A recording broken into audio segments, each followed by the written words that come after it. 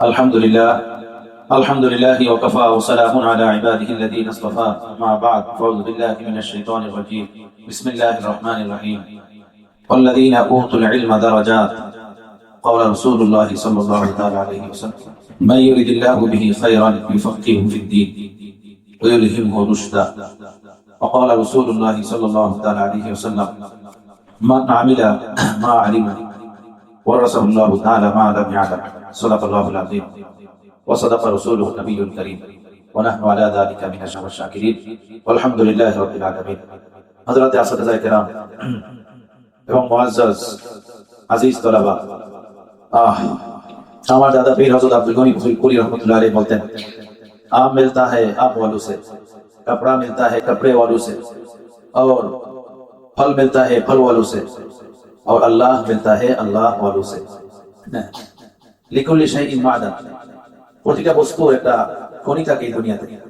মাছ পুকুরে পাওয়া যায়, নদ নদীতে পাওয়া যায়, খাল বিলে পাওয়া যায়, ফল ফলাদি গাছে পাওয়া যায়, দুধ গাভীর ওলানে পাওয়া যায়, ডিম মুরগির পেটে পাওয়া যায়, খনিজ পদার্থ মাটির তলদেশে সাগরে সমুদ্রে পাওয়া যায়। লিকুল্লি শাইইন মাদান, সকল জিনিসের জন্য একটা নির্ধারিত স্থান আছে, ওইটা ওই জায়গায় পাওয়া যায়। আল্লাহর মহব্বতের সন্ধান, আল্লাহর ভালোবাসা, আল্লাহ পাকের পিপাসা, আল্লাহর সাথে সুসম্পর্কের বন্ধন, এটা আল্লাহ ওয়ালাদের কাছে পাওয়া যায়, আল্লাহ ওয়ালাদের নিকটে পাওয়া যায়। এই জমিনে তলাবা উলামা, দ্বীনের পথের যারা রাহবার, এরা আল্লাহ ওয়ালা জামাত, নিঃসন্দেহে ওলিদের জামাত। তলাবে ইলমের জামাত মানে ওলিদের জামাত, উলামাদের জামাত মানে আউলিয়াদের জামাত। উলামা তলাবা এরাই যদি ওলি না হয়, এরাই যদি আউলিয়া না হয়, এই দুনিয়াতে আর আউলিয়া কে? শুধু জিকির करने वाला और तस्बीह पढ़ने वाला और हज उमरा करने वाला हाजी साहेबগণ, তারা ওলি। তাহাজ্জুদ তারাবিহ পড়ে হজ উমরা আর চিন্তা লাগিয়ে তারা আল্লাহর ওলি। হ্যাঁ, তারাও আল্লাহর ওলি, কিন্তু নিঃসন্দেহে তারা আল্লাহর ওলি এই জমিনে। তারা হলেন উলামা তলাবাদের জামাত। উলামাদের জামাতের ভিতরে যদি আল্লাহর ওলি না থাকেন, তলাবাদের জামাতের ভিতরে যদি আল্লাহর ওলি না থাকেন, তো আল্লাহর ওলি আছে কোথায়? বলেন ভাই। মুবাল্লিগের তাবলীগ বলেন, হাজি সাহেবের হজ বলেন, মুজাহিদের জিহাদ বলেন, দাতার দান বলেন, যা কিছু বলেন সব আলেমের ইলমের দুয়ারের ভিক্ষুক। আলেমের ইলমের দুয়ার থেকে যদি সে ইলমের সন্ধান না পায়, তো হাজির হজ বেফল, দাতার দান বেফল, মুজাহিদের জিহাদ বেফল, মুবাল্লিগের তাবলীগ বেফল। যদি আলেমের দুয়ার থেকে ইলমের ভিক্ষা সে না পায়, কি বলেন?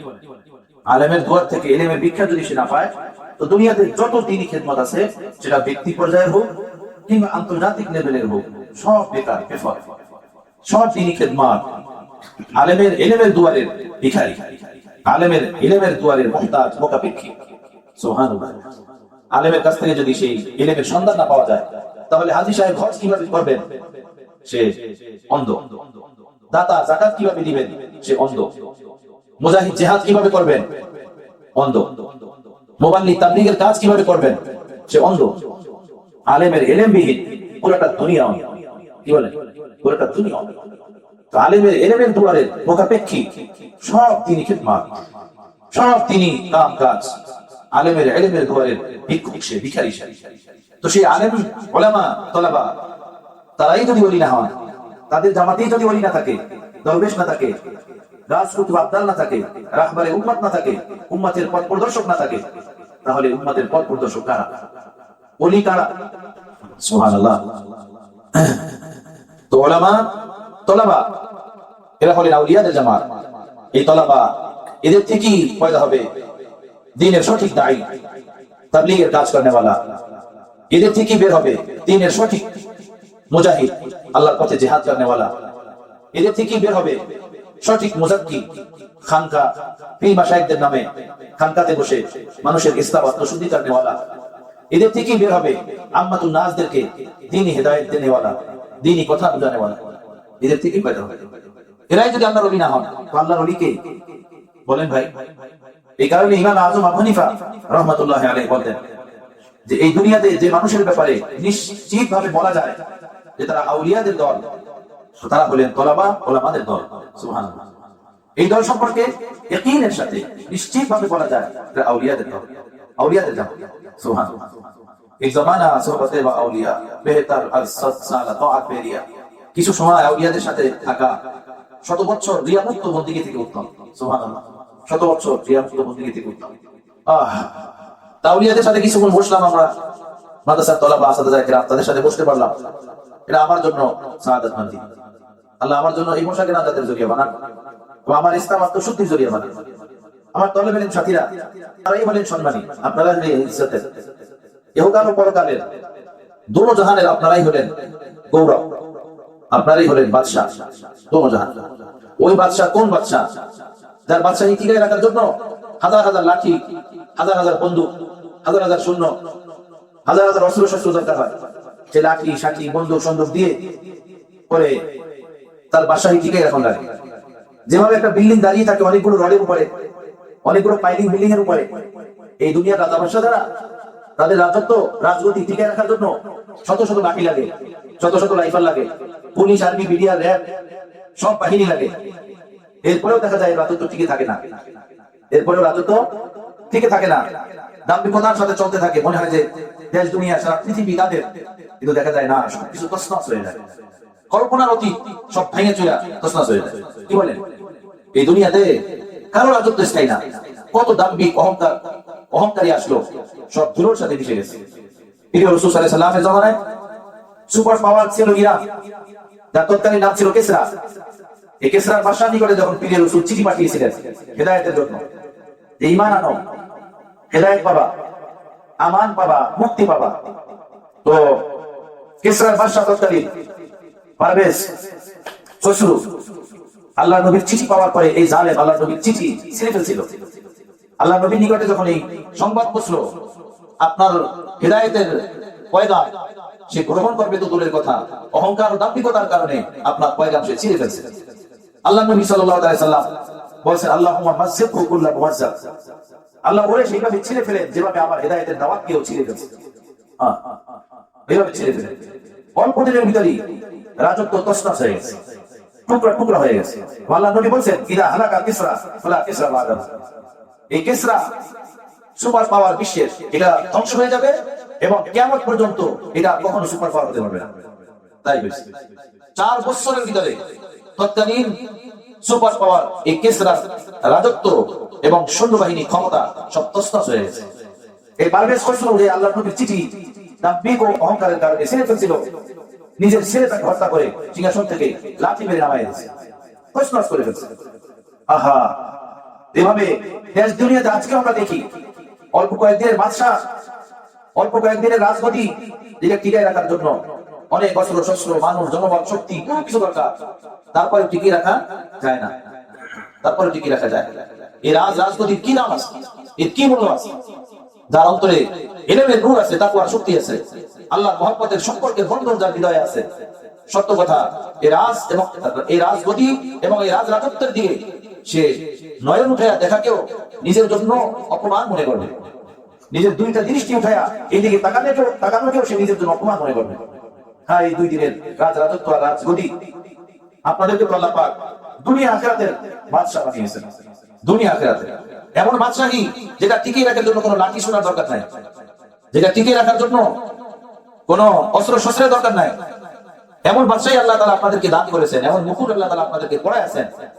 বাস, এটা দুনিয়াতেও আপনাদের সঙ্গে, কবরেও সঙ্গে, হাসরের ময়দানেও আপনাদের সঙ্গে এবং জান্নাতেও আপনাদের সাথে থাকবে। সুবহানাল্লাহ। সাধারণ মানুষরা যখন জান্নাতে যাবে আল্লাহ তাদেরকে জিজ্ঞেস করবে, হে সাধারণ মুমিনরা, তোমরা জান্নাতে সব পেয়েছো না? বলবে, হ্যাঁ আল্লাহ সব পেয়েছি, হুর গেলমান, নাস্তা পানি, খানা দানা সব কিছু পেয়েছি। আল্লাহ তাআলা বলবেন, তোমরা কিছু পাও নাই, আসল জিনিসই পাও নাই। যাদের ওসিলায় জান্নাত পাইছো, যে ওলামা মাশায়েখ তলাবা আহলুল্লাহ, তাদের কাছে যাও, গিয়ে জিজ্ঞেস করো যে আমরা কি পেলাম কি পেলাম না। পরে এই সাধারণ মানুষরা ওলামাদের কাছে যাবে জান্নাতে।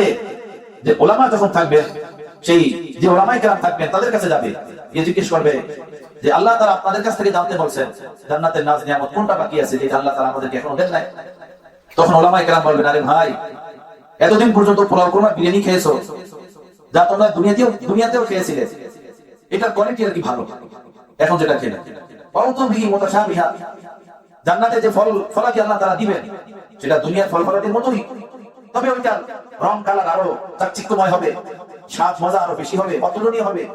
এই বাকি দিবেন দুনিয়ার ফলের মতোই, ফল ফুলাদের মতোই, যাতে জান্নাতি লোকেরা দেখে স্বাচ্ছন্দ্যের সাথে খাওয়ার জন্য আগে হাত বাড়ায়। বোঝো নাই কথাটা? রামবুটান দেখেছেন আপনারা? রামবুটান অনেকেই দেখেন, পাওয়া যায় ইদানি আমাদের দেশে রামবুটান। আর একটা ফল আছে ডরিমন, নাকি ডরিমন, ড্রাগন না, ডরিমন একটা ফল আছে মালয়েশিয়ার। হ্যাঁ, ড্রাগন না, ড্রাগন ভিন্ন, ড্রাগন তো সবাই চিনে। হ্যাঁ, এটা কাঁঠালের মতো বড় হয়, একটা বিচি হয়। এটা 700-800 টাকা বিক্রি হয় কেজি। রামবুটান আছে 1200-1400 টাকা কেজি বিক্রি হয়। এই ফলগুলো আমাদের দেশে সচরাচর না। যে কেউ দেখে বলবে যে কি, এটা কিভাবে খায়? আরে ভাই আশ্চর্য তো, এটা কোন দিক দিয়ে ধরবো, কোন দিক দিয়ে ছিলবো, কোন দিক দিয়ে খাবো, একটা পেরেশানি হবে না বলেন? শুনেছি হাসা কিংবা কিছু জানি না, এই দুনিয়ার কোন নাকি দেশ এমন আছে যেখানে নারিকেলের উপরের কাঁচা ছিলকা আছে না, সেটা চাপাইয়া রস খায়া ভিতরে নারিকেলটা ফেলাই দেয়, আটি বলে ফেলাই। এটা তো আটি, যেবার আমের আটি যেবার ফেলে দেয় মানুষ, নারিকেলের উপরের কাঁচা রসটা চাপাইয়া খায় পাতা ইয়া থেকে, ছিলকা থেকে, এরপরে ওইটা ফেলাই দেয় বলে আটি। জানি না হাসা মিশা, না জানলে যা হয়। কথা বুঝতেছে? তো জান্নাতে যদি এমন ফল আল্লাহ তাআলা দেন যেটা সম্পর্কে কোনো রকমের পরিচিতিই নাই, তো ওইটা কোন দিক দিয়ে ছিড়বেন, কোন দিক দিয়ে ধরবেন, কেমনে খাবেন, এক পেরেশানির কারণ হবে না? পেরেশানির কারণ হবে। তো উতুবিহি মুতাশাবিহা, আল্লাহ তাআলা কোরআনে পাকের ভিতরে বলেন জান্নাতে যে জান্নাতীদেরকে ফল দিবেন সেটা দুনিয়ার ফলের সাথে মিলতে জুলতে হবে। দুনিয়াতে যেমন আঙ্গুর খাই ওখানে আল্লাহ আঙ্গুর দিবেন, দুনিয়াতে আমরা কলা খাই ওখানে আল্লাহ তাআলা কলা দিবেন, দুনিয়াতে আমরা নানান প্রকারের ফল যেগুলো খাই এরকমের ফলই ওখানে দিবেন, যাতে পরিচিত মনে হয়। আর পরিচিত মনে করে জান্নাতি লোকেরা জলদি জলদি ওটা খাওয়ার জন্য দিকে হাত বাড়ায় খেতে পারে। কথা বলেন নাই? আর যদি চিনতেই না পারে তো হাত বাড়াবে কেমনে, খাবে কেমনে? পেরেশানি কারণ হবে না? তো আলেমদের কাছে যাবে সাধারণ লোকেরা যে আমাদের নাচ নিয়ে আরো বাকি আছে, কি আমাদেরকে বলুন। তখন ওলামায়ে কেরাম বলবেন, আরে মিয়া, পোলাও করবা, বিরিয়ানি, ফল ফলাদি দুনিয়াতেও খেয়েছো তোমরা, এখানেও তোমরা খাচ্ছ, আসল যে নিয়ামত সেটাই তো তোমরা পাও না, সেটাই তো আমরা এখনো পাই নাই। তখন তারা বলবেন সেটা কি? তখন ওলামায়ে কেরাম বলবেন সেটা হলো আল্লাহর দিদার, আল্লাহর জিয়ারত, আল্লাহর দিদার। সেটাই তো আল্লাহ তাআলা এখনো করার নাই, সেটাই তো বাকি আছে। তখন তাদের হুঁশ আসবে, তাই তো এখন তো আমরা আল্লাহর দিদারই করলাম না, আল্লাহ কি দেখলাম না, যে আল্লাহর জন্য নামাজ পড়ছি, যে আল্লাহর জন্য ইবাদত বন্দেগী করেছি, আল্লাহকে ডেকেছি, সে আল্লাহর ইবাদত বন্দেগী করে দুনিয়াতে আসলাম, সে আল্লাহ কি তো দেখলাম না। সেই সন্ধানটাও সেখানে ওলামায়ে কেরাম দিবেন। কথা বুঝতেছেন? হ্যাঁ, সুবহানাল্লাহ বিহামদিহি, সেখানে ওলামায়ে কেরাম দরকার হবে। তো এই ওলামা যাদের হাতে দ্বীনের জিম্মাদারি, দ্বীনের চাবি, এই জামাতের ভিতরে যদি আহলুল্লাহ না থাকে, এই তলাবা ওলামা এই জামাতের ভিতরে যদি আল্লাহর ওলি না থাকে, তাহলে বলুন আর কোথায় আছে আল্লাহর ওলি? আমার কথাটা কি আপনাদের বুঝে আসছে? তলাবা ওলামাদেরকে এই দৃষ্টিতে দেখা উচিত। আউলিয়াদের জামাত, ওলির জামাত, এরা আল্লাহ ওয়া রাসূলের নৈকট্য প্রাপ্ত বান্দা। ব্যক্তি জীবনে কারো কোনো ভুল ত্রুটি থাকতে পারে, ভুলের মধ্যে কেউ না। আমার চোখে যদি কোনো আলেমের, কোনো সাধারণ মানুষের ভুল ধরা পড়তেই পারে, আমিও মানুষ, সেও মানুষ, কিন্তু তারপরেও সে আমার থেকে 1000 গুণ উত্তম, যেহেতু সে আলেম। আমার ভাই, স্বর্ণ ওটা যদি ভেঙেও যায় তারপরে স্বর্ণ, কি বলে? স্বর্ণের আংটি, স্বর্ণের হার, স্বর্ণের মুকুট, এটা যদি ভেঙে যায় এটাকে কি মাটির চাকা বলবে? ওইটাকে কি প্লাস্টিক বলবে? স্বর্ণ। আলেম, ওলামা, তলাবা, এদের মাঝে যদি ব্যক্তি জীবনে কোনো ভুল ত্রুটি থেকেও থাকে, তারপরে তারা ওলামা, তারপরে তারা তলাবা, তারপরে তারা আল্লাহ ওয়া রাসূলের নৈকট্য প্রাপ্ত বান্দা, আহলুল্লাহদের জামাত। তাদেরকে সেই দৃষ্টিতে দেখা উচিত, সেই নজরে দেখা উচিত। আমি আমার পাল্লায় ওজন না করি, আমি আমার দৃষ্টিতে তাদেরকে না ভাবি, না দেখি, দ্বীনের দৃষ্টিতে দেখি, ইসলামের দৃষ্টিতে দেখি। আল্লাহ আমাদেরকে তৌফিক দেন, কবুল ফরমান। আমাদের উলামায়ে কেরাম কিতাবে লিখেছেন, হযরত ইব্রাহিম খলিলুল্লাহকে যখন আগুনে ফেলানো হয়েছিল, তো ব্যাঙ আছে না, ব্যাঙ এসে নাকি পেশাব করে দিয়েছিল। ব্যাঙ তো ব্যাঙ এই ব্যাঙ এর জিজ্ঞেস করছে কেহ যে তুমি পেশাব করো, তোমার পেশাবে কি হবে? এই নমরুদের আগুন নিবে? তো ব্যাঙ বলছে যে আমি জানি আগুন নিবে না, এটা জানি, তবে নবীর মদত ও সাহায্য করার জন্য আমিও আগাই আসলাম, এটা যেন এই দুনিয়ার সাক্ষ্য থাকে, আমি যেন কিয়ামতের দিনে এটা আজর পাই। সুবহানাল্লাহ, আমার এই কাজের যেন সাক্ষ্য থাকে। এই কারণে কিন্তু ব্যাঙ মারা নিষেধ, ব্যাঙ মারা কি নিষেধ। ওলামায়ে কেরাম ব্যাঙ মারতে নিষেধ করছেন, এটা মারবে না। আরেকটা প্রাণী আছে রক্তচোষা, টিকটিকির থেকে বড়, আপনারা এদিকে কি বলে আমি জানি না, রক্তচোষা কোথায় গিরগিট বলে, হ্যাঁ, টিকটিকির থেকে বড় হয়। এই রক্তচোষা এসে নাকি ফু দিছিল আগুনের ভিতরে, আগুন যাতে আরো বাড়ে। কথা বুঝতেছেন? ইব্রাহিম খলিলুল্লাহ যেন আরো জ্বলে, আগুন যেন আরো বাড়ে। ওর ফুঁদে আগুন কি আর বাড়বে বলেন? কিন্তু ভাবটা নিছে, পক্ষটা নিছে কার? নমরুদের। পক্ষ নিছে কার? নমরুদের। ভাবটা নিছে কি? শত্রুতা নেই, আগুন বাড়াবে। ওলামায়ে কেরাম এই রক্ত চোষাকে যদি কেউ মারে, তো একটা ফরজ আদায়ের সওয়াব আল্লাহ তাআলা তাকে দান করবে। ওলামায়ে কেরাম এটা লিখেছে, এর ভাবের কারণ। তলামা ওলামা এদেরকে ভালোবাসবো আল্লাহ ওয়ালা রাসূলের দিকে তাকিয়ে, আল্লাহ ওয়ালা রাসূলের কারণে, দ্বীনের কারণে, ইসলামের কারণে তাদেরকে মহব্বত করব, ভালোবাসবো, শ্রদ্ধার নজরে দেখবো, ভক্তির দৃষ্টিতে দেখবো, বড় মনে করবো। ব্যক্তি ভুলে উঠতে কে এই দুনিয়াতে বলেন? নবীরা শুধু মাসুম, নিষ্পাপ। এছাড়া যে সমাজে আমি বসবাস করি, সেই সমাজে ওলামা তোলামারা বসবাস করে। যে সমাজের হাট বাজার থেকে আমি খাই, সেই সমাজের হাট বাজারের ফল ফলাদি তারাও খান। মানুষ হিসেবে ভুল ত্রুটি না জানি আমার ভিতরে কত আছে, জানি কিংবা না জানি, ছোট কিংবা বড়, এভাবে আমার দৃষ্টিতে যদি কোনো ওলামা তোলামার ভুল ধরা পড়ে, সেটাও একজন মানুষ হিসেবে ভুল থাকতেই পারে, তেমনটাই মনে করে, তেমনটাই মনে করে নিন। তাদেরকে বড় দৃষ্টিতে দেখা, সম্মানের দৃষ্টিতে দেখা, মায়ার নজরে তাদের দিকে তাকানো, যে ওলামা তোলাবা আল্লাহর প্রিয়, রাসূলের প্রিয়। এই জমিনে আল্লাহর ওলিদের কাফেলার লোকেরা, আউলিয়াদের কাফেলার লোকেরা। আমার ভাইরা, তোলাবা সাথীরা, আপনারা তো সবকিছু জানেনই, আমি কি বলবো আপনাদেরকে? তারপরে মুযাকারা, ইযা তাকাররারা তাকাররারা, যে জিনিসের তাকরার করা হয় ওই জিনিস তাকাররুর পেয়ে যায়, স্থায়ীভাবে জমে যায়। তাকাররারা তাকাররারা, প্রথমটা ছোট কাপ, অনেক হলো বড় কাপ। সে চিজ বসে চিজ ফায়দা নবাশাত, এর ভিতরে ইলম বেতাকরার, তাই না? ইলম বেতাকরার, তাকরার আপনারা তো জানেন। ইলমের এই পথে যে জিনিসটা সর্বপ্রথম দরকার, সেটা হলো ইখলাসের নিয়ত। ইখলাসের নিয়ত মানে কিবলা ঠিক করা। নামাজ যেভাবে কিবলা ঠিক করা ছাড়া পড়া যায় না, ঠিক ইলমের পথে, এই আউলিয়াদের পথে কদম রাখার জন্য সর্বপ্রথম যেটা দরকার, সেটা হলো ইখলাসের মাধ্যমে নিজের কিবলা ঠিক করা। ইলম কেন শিখবো, কেন শিখছি, এই পথে কেন পাওয়া বাড়ালাম, কেন পাওয়া বাড়াচ্ছি, এই পথে হেঁটে আমি কি পাবো, কি নিব, কি দিব, কার থেকে নিব, কাকে দিব, কিভাবে নিব, কিভাবে দিব, এটা প্রথম বিষয়। ইখলাসের নিয়ত, নিজের কিবলা ঠিক করা। আপনারা হাদিস পড়বেন, বড় হলে আলেমকে ডাকবে, কেন আলেম হয়েছো? আল্লাহ আপনার দ্বীনের জন্য, আপনার দ্বীনের খিদমতের জন্য। তো আল্লাহ তাআলা বলবেন, একদমই না, তোমার অন্তরে লুকায়িত ছিল এই কথা, লোকেরা তোমাকে খতীব বলবেন, লোকেরা তোমাকে বক্তা বলবেন, লোকেরা তোমাকে আল্লামা বলবে, এগুলো তোমার ভিতরে ছিল। লোকেরা তোমার ওয়াজ শুনে বাহবা দিবে, মানুষের প্রশংসা তোমার অন্তরে ছিল, কিংবা দুনিয়ার অর্থকরী পদ পদবী কামানো পাওয়া তোমার ইচ্ছা ছিল। তোমার দিলে যেটা ছিল, সেটা তুমি তোমার নিয়ত মতো দুনিয়াতে পেয়ে গেছো। আমার জন্য যেহেতু এরকম শিখো নাই, অতএব আজকে আমার কাছ থেকে পাওয়ার কিছু নাই, খালি হাতে ফেরো, জান্নাতে দিয়ে যাও। নাউজুবিল্লাহ।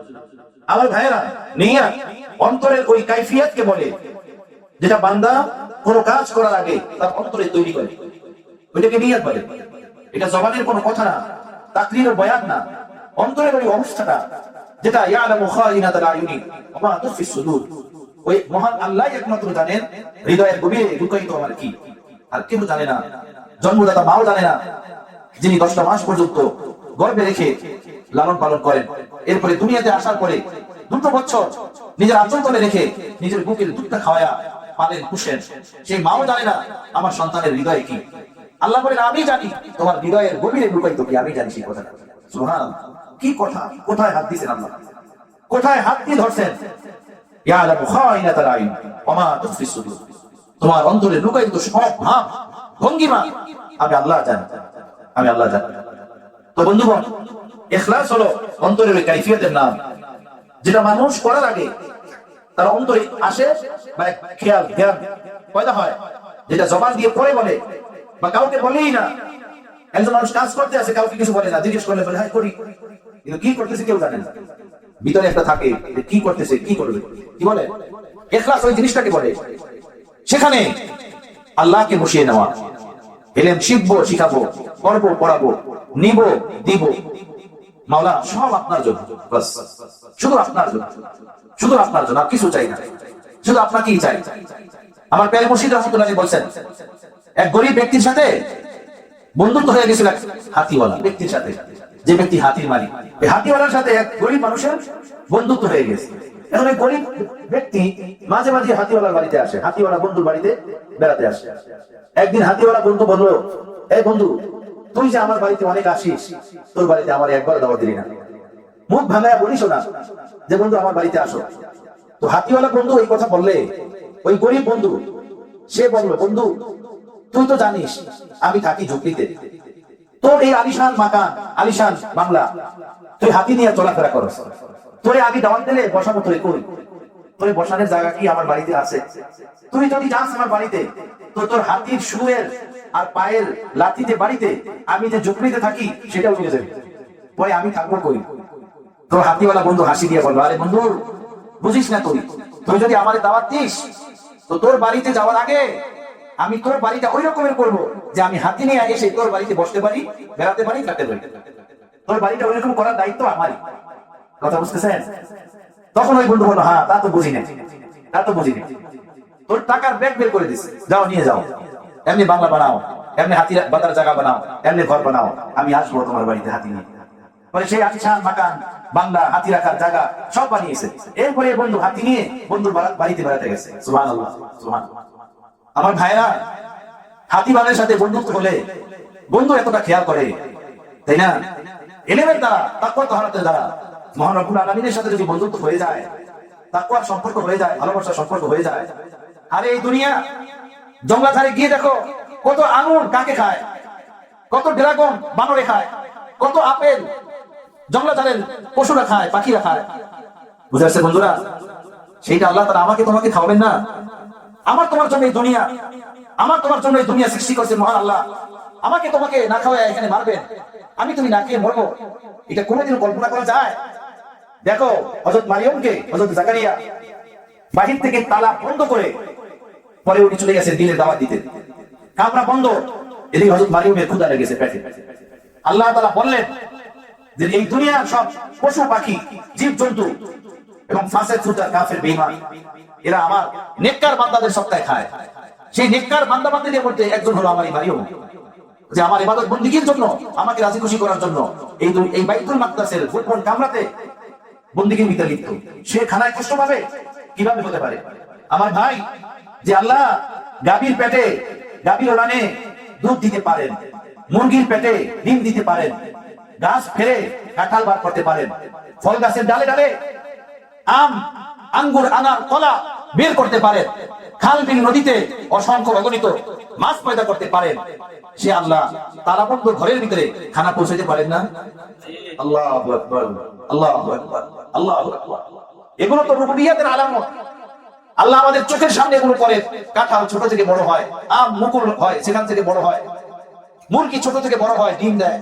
এগুলো দেখে যেন আমরা খোদাকে চিনি, সেজন্য এগুলো আল্লাহ আমাদের চোখের সামনে খুলে ধরেছেন। এগুলো দেখ আর আমাকে চেন আর আমাকে ডাক। এগুলো আল্লাহকে চিনার মাধ্যম বানিয়েছেন আল্লাহ, আল্লাহকে চিনার জরিয়া বানিয়েছেন আল্লাহ। কথা বুঝতেছেন? তো আল্লাহ বললেন এই দুনিয়ার সব জীবজন্তু খায় আমার প্রিয় বান্দাদের সদকায়, আর আমার এই প্রিয় বান্দি বাইতুল মাকদাসের কামরার ভিতরে না খেয়ে কষ্ট করবে, তালা বন্ধ, চাবি জাকারিয়ার হাতে, তাতে কি হয়েছে? আমি আল্লাহ সেখানে খানা পৌঁছে দেব, জান্নাতি খানা, তালা বন্ধ কামরাতে আল্লাহ তাআলা পৌঁছে দিয়েছেন। সুবহানাল্লাহ। আলেম হবেন, তাফসীর পড়বেন, হাজারো কথা এর ভিতরে আপনারা পড়বেন। আমার ভাইরা, তালা বন্ধ কামরাতে যদি আল্লাহ তাআলা খানা পৌঁছাতে পারেন মারিয়মের জন্য, আপনার মর্যাদা কি হযরত মারিয়মের থেকে কম? আপনি নবী মুহাম্মদ রাসূলুল্লাহ সাল্লাল্লাহু আলাইহি ওয়াসাল্লামের উম্মত, আপনি নবী মুহাম্মদ রাসূলুল্লাহ সাল্লাল্লাহু আলাইহি ওয়াসাল্লামের উম্মতের ধারক বাহক, আলেম তলাবা। আপনি না খেয়ে থাকবেন, আপনার পেটে ক্ষুধা থাকবে, আপনার পরনে কাপড় থাকবে না, এটা কিভাবে হতে পারে? পশ্চিম কালেও হতে পারে। যদি ওই মালিকের সাথে সম্পর্ক থাকে, মহব্বত ভালোবাসার বন্ধন থাকে, আল্লাহ আসমান ফাটিয়ে দিবেন, জমিন ছেড়ে দিবেন, আল্লাহ তাআলা উড়ায়া উড়ায়া আপনার দুয়ারে, আপনার পকেটে, আপনার কদমে রিজিক ঢেলে দিবেন। ঘুমানো থাকবে না, খেয়ালও থাকবে না, এমন জায়গা থেকে রিজিকের ভান্ডার আপনার কদমে আল্লাহ ঢেলে দিবেন। সুবহানাল্লাহ। ভাইরা, দরকার ইখলাসে নিয়তে কিবলাকে ঠিক করে নেওয়া, কিবলাকে ঠিক করে নেওয়া, কিবলা ঠিক করে নেওয়া, সেটা হলো নিয়তকে ঠিক করে নেওয়া। ইলম কেন শিখবো, কেন শিখাবো, কেন শিখছি, কেন শিখাচ্ছি, কিসের জন্য? এই অন্তরের গভীরে মাওলাকে বসিয়ে নেওয়া। আমার তালেব ইলম সাথীরা, 2 নম্বর এই পথে যেটা দরকার তালেব ইলম সাথীদের, সেটা হলো আদব। ইখলাসে নিয়তের পরে দরকার হলো আদব। আদব দরকার। আদব দ্বারা নিজেদেরকে মুজাইয়্যিন বানানো দরকার, মুহাজ্জাব বানানো দরকার। আদবের ফলের ওজনে নিজেদেরকে ঝুঁকায় রাখা দরকার। আদব মানে ওস্তাদের সামনে হাত বেঁধে দাঁড়িয়ে থাকার নাম না। আদব আদব হলো ওস্তাদ, মা বাবা, মুরব্বী, বড় ভাই, দ্বীন, ইসলাম, কোরআন, হাদিস সকল বিষয়ের আসমত, শ্রদ্ধা, ভক্তি দিনে নিয়ে চলা। সব বিষয়ের শ্রদ্ধা দিয়ে থাকে। ওস্তাদের শ্রদ্ধা ভক্তি, মা বাবার শ্রদ্ধা ভক্তি, বড়দের শ্রদ্ধা ভক্তি, ছোটদের স্নেহ মমতা, কাগজ, কিতাব, কলম, এই জিনিসের শ্রদ্ধা ভক্তি, মাদ্রাসা, মসজিদ, মাটি, আসমান, জমিন, এগুলোর শ্রদ্ধা ভক্তি অন্তরে জমায় নেওয়া, এটাকে বলে আদব। কথা বুঝতেছেন? আদব মাথা ঝুঁকানোর নাম না, আদব অন্তরের এক কাইফিয়তের নাম, এক অবস্থার নাম। এটা দিলের ভিতরে থাকে। এটা যদি দিলের ভিতরে থাকে, সে একটা কুকুরের সাথেও বেয়াদবি করবে না, একটা গরু পশুর সাথেও জুলুম করবে না, সে একজন ছোট লোককেও জুলুম করবে না, বড় দূরের কথা। আদব দ্বিতীয় সবচেয়ে বড় দরকার আদব। এক বুজুর্গ বলছেন, আতিবি নাফসা আইহাতুল্লাহ ফাইন্না তারিকা কুল্লুহুম আদাব, কুল্লুহু আদাব। হে তুল্লাহ, অর্থাৎ হে তলাবাই কেরাম, নিজের নফসকে আদবের দ্বারা সুসজ্জিত করো, কেননা তরিকুল ইশক, তরিকুল ইলম, ইলমের রাস্তা, ইশকের রাস্তা, এই পুরোটা হলো আদবের নাম। আদবের নাম। আদব ছাড়া এই রাস্তা অতিক্রম করা যায় না, আদব ছাড়া এই রাস্তায় আগে বাড়া যায় না। আদব দ্বিতীয় জিনিস মনে রাখবেন। আদব থাকে সকল জিনিসের, যে বড় তাদের শ্রদ্ধা ভক্তি, যে ছোট তাদের স্নেহ মমতা, এমনকি জীব জন্তু তাদের সাথেও দুর্ব্যবহার না, তাদেরও আল্লাহর মাখলুক হিসাবে ভালোবাসার নজরে তাদের দিকে তাকানো, মহব্বতের নজরে দেখা, আল্লাহর মাখলুক হিসাবে তাদেরকেও ভালোবাসা মহব্বত করা। সে একটা কুকুর হোক কিংবা অন্য কোনো জীব জন্তু হোক, আল্লাহর মাখলুক তারা এই জমিন। দুই নম্বর, এই ইলমের পথে যে জিনিসটা দরকার সেটা হলো বিরামহীন এক মেহনত, মুজাহাদা। বিরামহীন এক মেহনত, মুজাহাদা চালিয়ে যাওয়া। ইলমের পিছনে, ইলম হাসিলের জন্য, তাকওয়ার উপরে টিকে থাকার জন্য, ইত্তিবাই দ্বীন ও সুন্নাত হাসিলের জন্য বিরামহীন এক মুজাহাদা, বিরামহীন এক চেষ্টা। ইত্তিবাই দ্বীন ও সুন্নাতের সাথে প্রতিটা কাজ সুন্নাত মতো হয়। ইলম শেখার সাথে সাথে আদব ও সুন্নাতের দ্বারা নিজেকে মোজাইয়েব করা।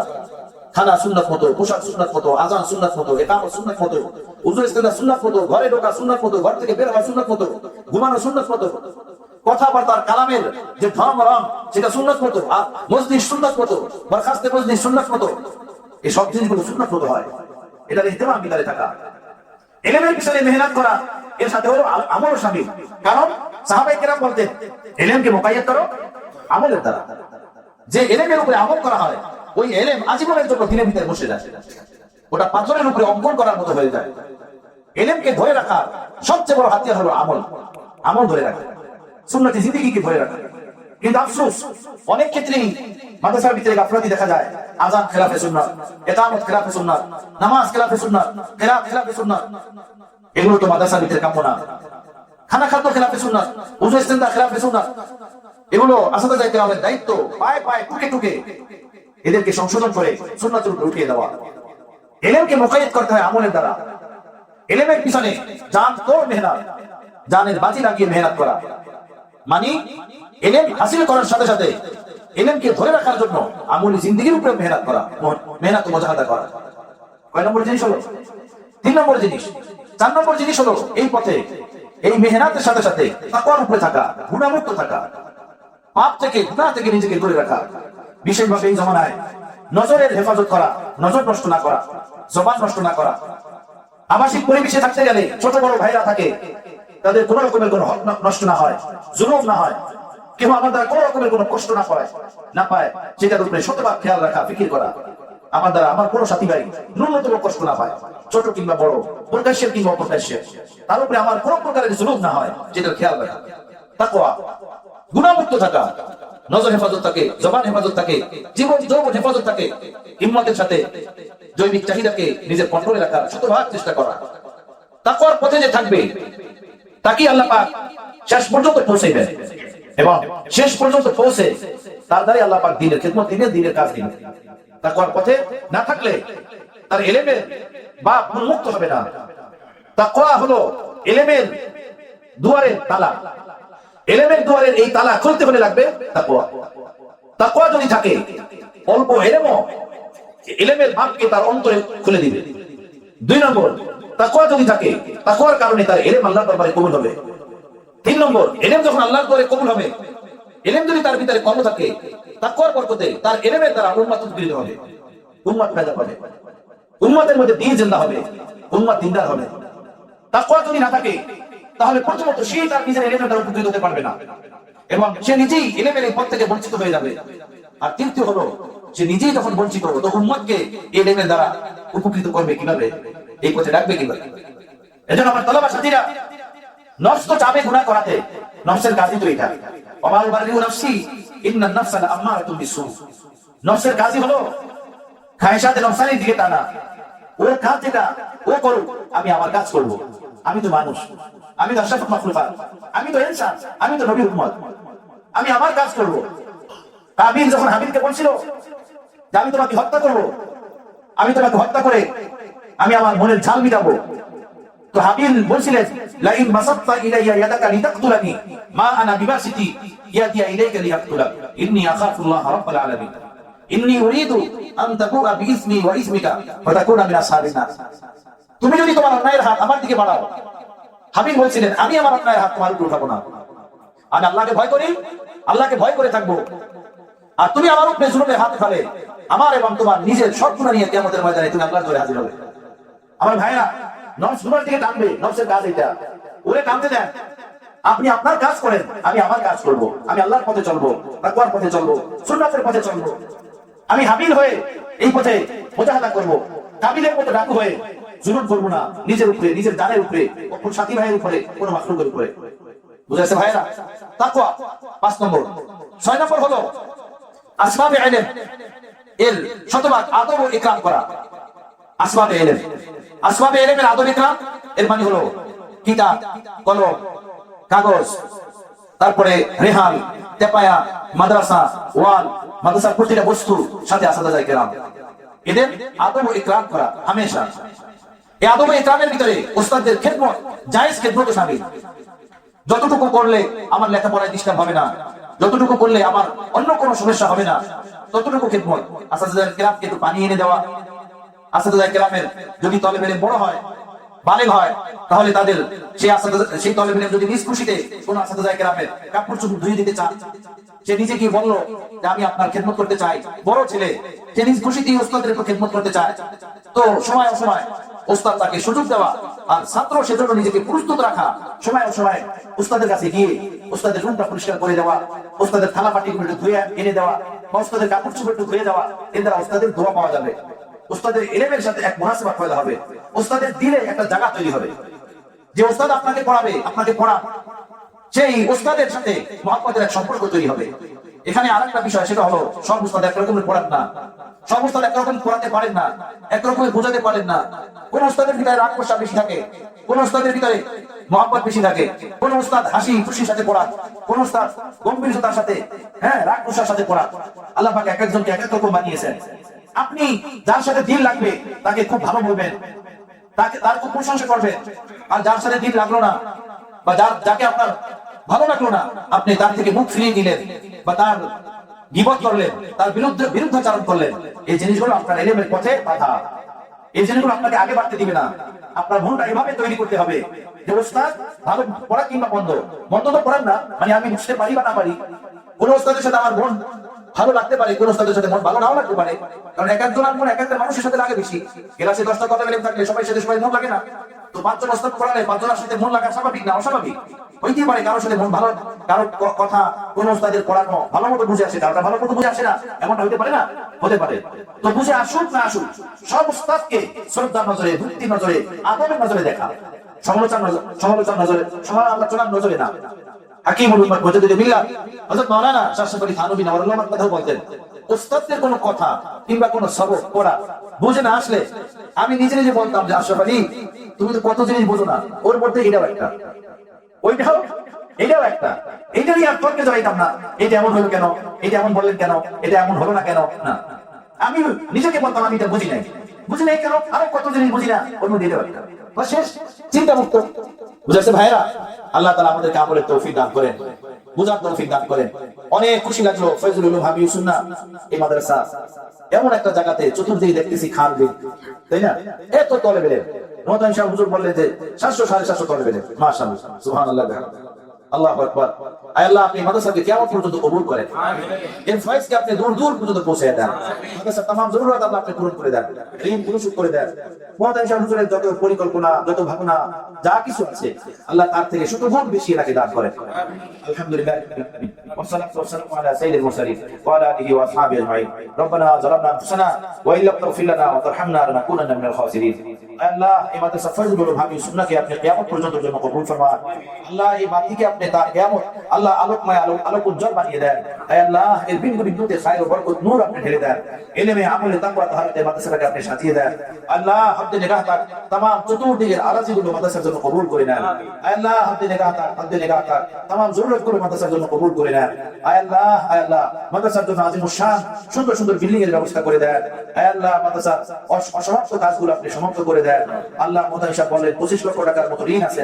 আয় আল্লাহ আপনি গায়েব থেকে এই ঋণগুলো পরিশোধের ব্যবস্থা করে দেন। আল্লাহ যে সকল ভাইদেরকে আপনি অর্থ করে দিয়েছেন তাদেরকে এর খেদমত করার তৌফিক দান করেন, তাদেরকে এখানে পাঠিয়ে দেন। আল্লাহ দিনেওয়ালাদেরকে এখানে পাঠিয়ে দেন, যাদেরকে পার্থিব জগতের কয়েকদিনের ধন সম্পদ দান করছেন তাদেরকে এই ধন সম্পদ আপনার দ্বীনের পথে ব্যয় করে আখিরাত কামনের তৌফিক আপনি তাদেরকে দিয়ে দেন। আয় আল্লাহ আপনি কবুল ফরমান। তলেবে মাসাদায়ে কেরামদের থাকা খাওয়ার উত্তম ব্যবস্থা করেন। আয় মালিক তাআলা তলেবে মাসাদায়ে কেরামদের तमाम জরুরত পূরণ করে দেন। আল্লাহ চতুর্দিকে সব আরাবিগুলো মাদ্রাসার জন্য কবুল করে নেন। আল্লাহ আল্লাহ সীমাহীন বরকত খায়ের মাদ্রাসার উপরে আপনি নাযিল ফরমান। আল্লাহ আপনি কবুল ফরমান। তলেবে ইলমদেরকে আল্লাহ ওয়ালা আসাদায়ে কেরামদেরকে আল্লাহ ওয়ালা হিসেবে কবুল ফরমান। আল্লাহ মাদ্রাসার ইলম আমল তাকওয়া তাহারাতের ভিতরে সীমাহীন বরকত দান করেন, নূর দান করেন। যারা এই মাদ্রাসার খিদমত করেন, অর্থ করে দিয়ে পাশে থাকেন, আল্লাহ মুহতামিম সাহেবকে মহব্বত করেন, ভালোবাসেন, আল্লাহ তাদের ভালোবাসা মহব্বত অর্থ করে দান আপনি কবুল করে নেন। আয় আল্লাহ শত্রুকে বন্ধু বানিয়ে দেন, বন্ধুদেরকে আশিক বানিয়ে দেন। আয় আল্লাহ আপনি কবুল ফরমান। ওয়া সাল্লাল্লাহু তাআলা আলা খায়রি খালকিহি মুহাম্মাদিন ওয়া আলিহি ওয়া আসহাবিহি আজমাইন। আমিন আমিন বিরহমাতিকা ইয়া